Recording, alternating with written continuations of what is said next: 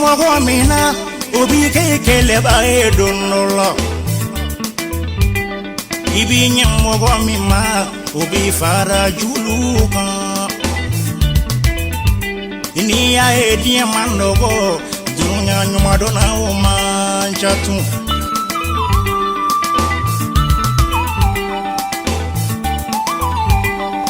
ibi mogo do deme obi ke malo ba edonola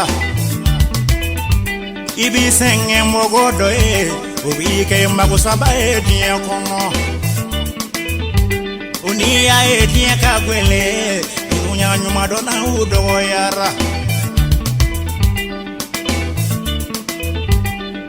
Balla Kanubaw nebi kanu bargadawe Balla Dembele nebi na bonya bargada kabini nebi dongilida nebi matigita kabini nebi dongilida nebe kibaro dumafo mami manankanu Yenganu matigi koso Mo mi manandeme Yendeme matigi koso Ne Balla Dembele bao Ne bina bo nyai barigadawe Ne go buakari Ulianga Kanubaw barigada Shalom à tous.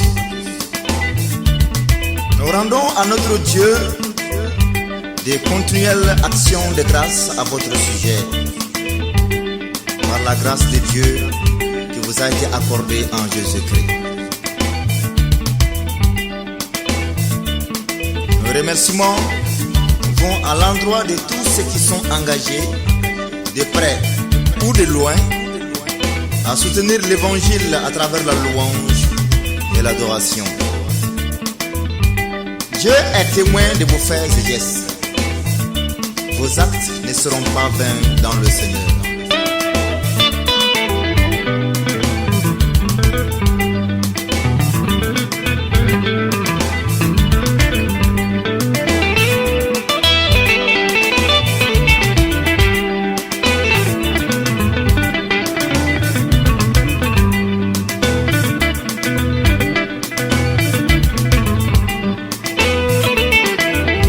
Que la grâce et la paix vous soient données de la part de Dieu, notre Père, et du Seigneur Jésus-Christ. Amen.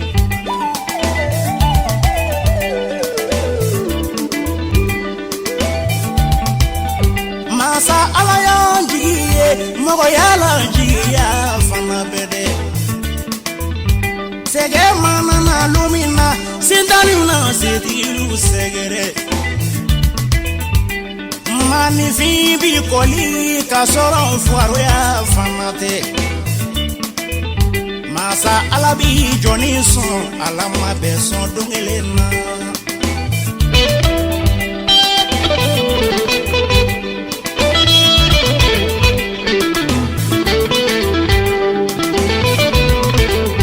Ndani fo demise uye ndani fo dongi dala unyana ayeto anga nyongo mine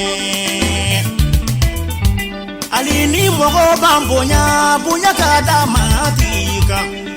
Ni mogo bantanu tanu ligage matite Balla Kanubaw Balla bi kanu barigada Ni aye diga gele dinye ni makela umanja Ni aye diye